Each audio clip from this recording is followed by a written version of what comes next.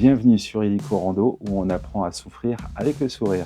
Aujourd'hui, on va parler de ces traîtresses d'articulation qui nous lâchent en pleine nature, les hanches.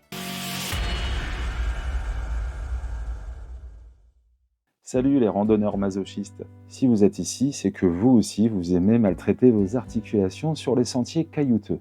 Aujourd'hui, focus sur les hanches, ces charnières capricieuses qui nous font parfois regretter de ne pas être nés kangourous. On va voir pourquoi elles nous font souffrir, comment les ménager, et je vais même vous donner quelques exercices à la fin de cette vidéo pour les amadouer.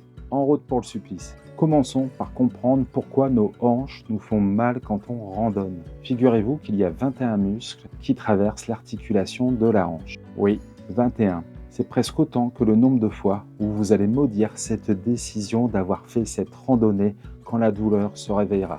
Quelles sont les principales causes de la douleur? Un sac à dos mal ajusté. Si votre ceinture abdominale de sac à dos est trop basse, elle peut pincer la bandelette iliotibiale. C'est comme si vous portiez un étau à la hanche, mais en moins confortable. La surpronation, c'est quand votre pied roule vers l'extérieur lorsque vous marchez. Imaginez un pingouin qui essaierait de marcher comme John Wayne. Vous y êtes. Un matelas de couchage trop fin. Dormir sur une surface dure peut vraiment maltraiter vos hanches.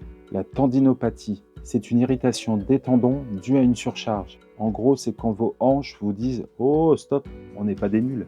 Et n'oublions pas la cause numéro 5, l'âge. Et ouais, plus on vieillit, plus nos articulations nous rappellent qu'on aurait dû avoir scrapbooking comme passion. Maintenant qu'on a identifié l'ennemi, comment le combattre? Pour le sac à dos, il faudra bien penser à l'ajuster.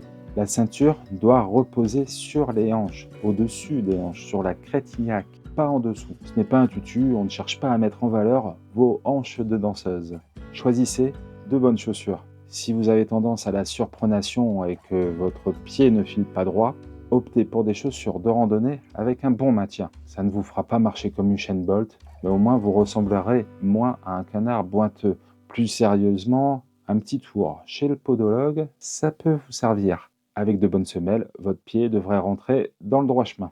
Investissez dans un bon matelas. Si vous avez tendance à dormir sur le côté, un matelas gonflable sera beaucoup plus confortable qu'un matelas en mousse. Votre dos vous remerciera, vos hanches aussi, et également vos voisins qui arrêteront de vous entendre gémir de douleur. Renforcez vos hanches, et on va voir ça un peu plus tard. Des exercices de renforcement réguliers peuvent largement réduire les douleurs. Les étirements sont également importants, voire indispensables avant, pendant et après la randonnée. Prenez le temps d'étirer vos hanches et vos jambes. Si ces conseils vous plaisent et que vous voulez en apprendre plus sur l'art de souffrir avec style en randonnée, abonnez-vous à la chaîne, je sors une vidéo tous les mardis. Pour finir, je vais vous montrer quelques exercices simples mais efficaces pour soulager vos hanches. Alors bien entendu, ces exercices d'étirement et d'échauffement ne seront à faire que si vous avez les conditions physiques nécessaires. Mais rassurez-vous, les exercices seront vraiment physiquement très simples mais très efficaces. Je voulais juste mettre les choses au point tout de suite. Les hanches, c'est ici. Alors souvent, il y a des gens qui se disent « Ah, j'ai mal aux hanches », mais en fait, c'est plutôt le bassin.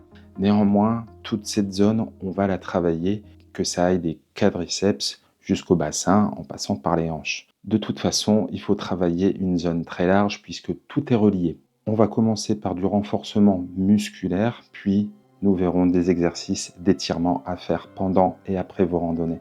Le premier exercice est l'un des plus connus, il s'appelle le hip hiking.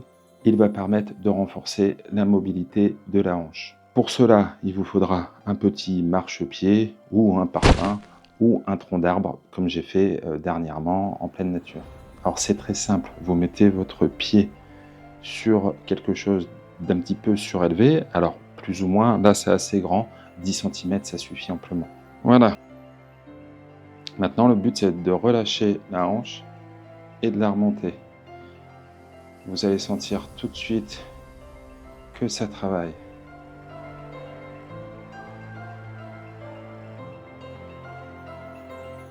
Vous avez une jambe dans le vide, vous allez remonter votre hanche comme ceci.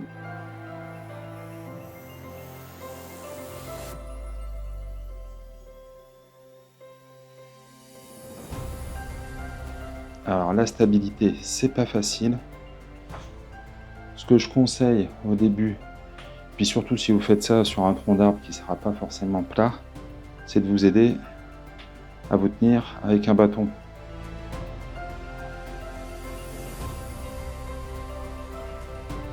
Alors 30 secondes de chaque côté, 3-4 fois par semaine, c'est l'idéal pour se préparer. Vous pouvez également inclure dans votre routine de renforcement musculaire quelques séances de gainage latéral, ça ne peut que vous faire du bien. À inclure dans votre routine pour renforcer les hanches, les demi-fentes.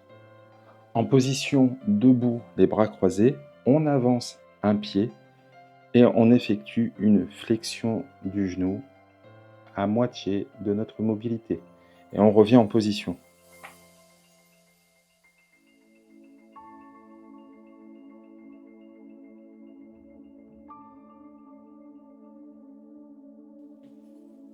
Cet exercice, vous pouvez le faire pendant 1 minute.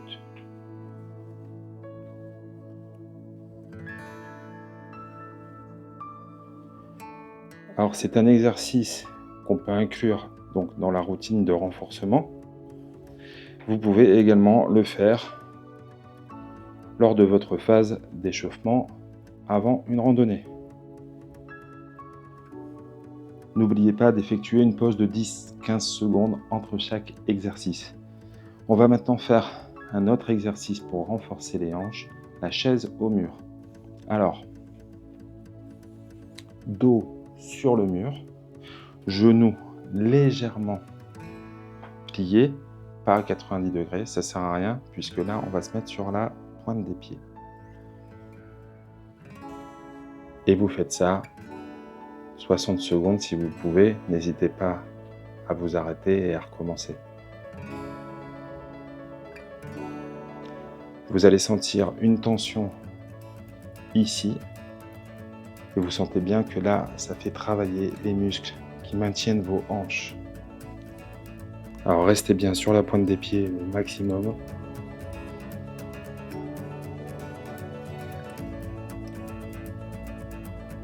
Il y a également un autre exercice qui est véritablement efficace, on l'appelle l'aile de pigeon. Alors je ne peux pas le faire ici parce que j'ai pas de table. Je vous ai filmé une illustration en extérieur. Donc le but est assez simple, vous allez prendre votre jambe comme ceci et la poser sur une table. Et ensuite, avec votre corps, vous allez aller chercher le plus loin possible. Votre jambe arrière, elle, sera aussi le plus loin possible. Bon là, je peux vraiment pas le faire, sinon je vais me viander. Passons maintenant aux étirements, et là je vous mets en garde, parce que quand on commence les étirements, on a tendance à trop en faire. Et surtout, on les fait juste après la randonnée, et nos muscles sont encore chauds. Donc il faut vraiment y aller mollo, vous en faites un tout petit peu à la fin de votre randonnée, et vous en refaites quelques heures après, une fois que vos muscles seront refroidis. Si vous sentez des courbatures, vous aurez besoin d'étirements. Il faudra donc les faire lorsque votre corps sera bien reposé.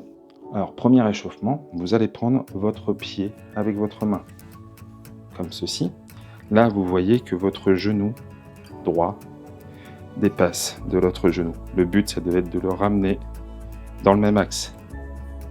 Et là, vous allez sentir que ça tire bien.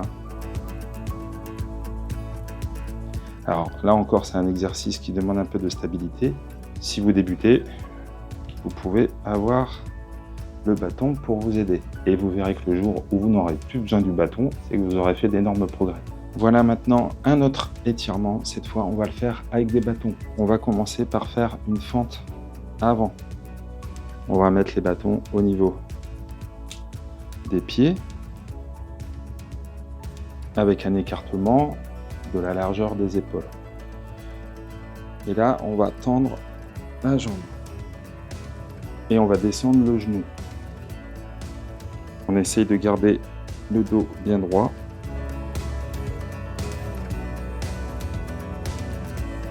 Voilà. Et faut pas non plus descendre au sol le genou, mais faut qu'on commence à sentir que ça tire un peu partout. Et ensuite, on répète avec l'autre jambe. Et un dernier étirement qui s'appelle le gardien de handball, et vous allez comprendre pourquoi. Vous allez lever votre genou et vous allez l'écarter à gauche, redescendre, remettre dans l'axe. Il faire la même chose avec l'autre jambe. Hop, comme un gardien de hand.